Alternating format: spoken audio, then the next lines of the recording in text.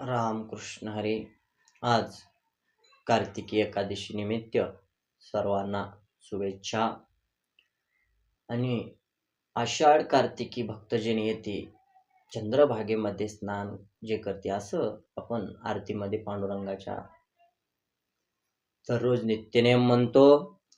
आणि आषाढी कार्तिकी विसरू नक मज सांगे तसे गुज पांडुरंगा. साक्षात पांडुरंग परमात्मा म्हणतात की आषाढी कार्तिकीला मला विसरू नकोस. महत्वाचे एकादशा.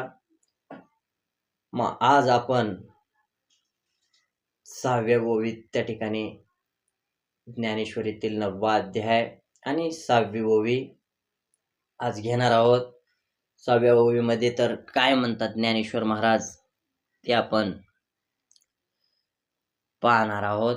ना तरी बालक बोबडा बोली, का वाकुडा विचुका पाऊले, हे चोज करुणी माऊले रिजे जेवी.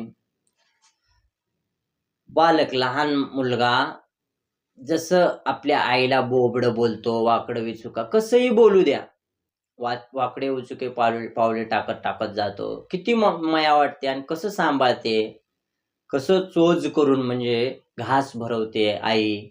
त्याचप्रमाणे तुम्ही सर्व श्रोतेगण माझा सांभाळ करा, अशी विनंती ज्ञानेश्वर महाराज आम्हा तुम्हाला 6व्या ओवीमध्ये. मी एक पामर आहे म्हणतात, मी एक लेकरू आहे म्हणतात, आणि माझ्यासारख्या बालकाला त्या ठिकाणी तुम्ही श्रोते मायबाप तुम्ही सर्वजण मला काय करा, सांभाळ करा, असं बोलतात. रामकृष्ण हरी. मग पुढल्या ओवीमध्ये काय सांगतात 7व्या ओवीमध्ये ते पाहू.